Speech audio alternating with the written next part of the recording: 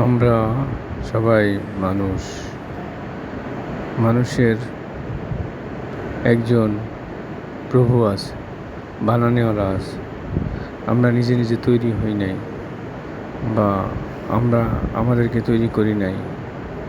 আমাদেরকে একজন বানানেওয়ালা বানিয়েছে।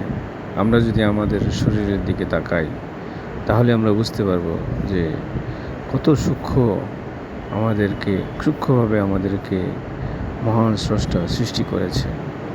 আমাদের চোখ যা আমরা দেখতে পাই, আমাদের কান যা দ্বারা আমরা শুনতে পাই, আমাদের নাক যে দ্বারা আমরা ঘ্রাণ পাই, আমাদের ত্বক যেটা দিয়ে আমরা স্পর্শ অনুভব করি, আমাদের চিন্তা চেতনা, এই যে এত কিছুর সমন্বয়, আমরা একটা জিনিস খাচ্ছি বা সেটা থেকে শক্তি পাচ্ছি, বিভিন্ন জিনিস চিন্তা করতে পারছি, বিভিন্ন জিনিস বানাইতে পারতেছি। তো এটা মহান আল্লাহ তাআলার বা মহান স্রষ্টার এক অপূর্ব মহিমা। আমাদেরকে চিন্তা করতে হবে। কোনো কিছু নিজে নিজে হয়ে যায় না। আমরা যদি চিন্তা করি যে এসব নিজে নিজে হয়ে গেছে, তাহলে আমরা বোকার স্বর্গে বাস করি। সাধারণ থেকে সাধারণ কোনো জিনিস আমরা চিন্তা করি না যে এটা নিজে নিজে হয়ে গেছে। আমরা সবসময় চিন্তা করি যে না, এটা বানানোর একজন আছে, এটা বানাইছে, এটা নিজে নিজে হয় নাই। তাহলে আমাদেরকে সেইভাবে আমরা বানানোওয়ালার ব্যাপারে যদি চিন্তা না করি, আর আমাদেরকে মরার পরে আমাদের বানানোওয়ালার কাছে, আমাদের স্রষ্টার কাছে ফিরে যেতে হবে। এটা অবশ্যম্ভাবী এবং এটা অবশ্যই সত্য।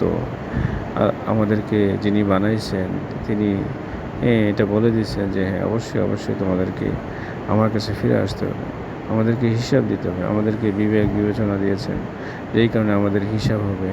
দুই জাতির, জিন এবং ইনসান, এই দুই জাতির হিসাব হবে।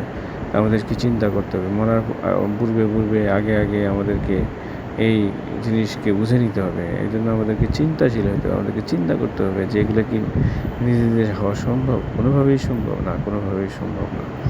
এটা বানানেওয়ালা আছে এবং এটা বিশেষ এবং অতি জ্ঞানী এক পালনকর্তা, এক বানানেওয়ালার এরকমভাবে পরিকল্পনার ফসল হচ্ছে আমরা যা কিছু দেখি চারিদিকে, সব কিছুই তার কুদরত, তার আদেশ গঠিত, এবং তিনি বানাইছেন। তিনি একক সত্তা, যিনি সব কিছু বানাইছেন, যিনি সব কিছু নিয়ন্ত্রণ করেন। আসমান এবং জমিনে যদি একাধিক বানানোরা থাকতো, তাহলে নিশ্চয়ই এদের মধ্যে এরকমভাবে যুদ্ধ হইতো বা ঝগড়া হইতো। তো দেখা যেত যে সৃষ্টির কোনো কিছুই আর ঠিক থাকতো না, সব অসম্ভব হয়ে যেত, কোনো কিছুই চলতে পারতো না। তো এক প্রভু, একক বানানেওয়ালা নিশ্চয়ই আছে। আমাদেরকে সেই কথা অবশ্যই বিলিভ করতে হবে, বিশ্বাস করতে হবে। এটাই হচ্ছে ঈমান। এই ঈমানকে হাসিল করে আমাদেরকে দুনিয়া থেকে যেতে হবে। আল্লাহ তাআলা আমাদেরকে সহি বুঝ দান করুক। আমিন।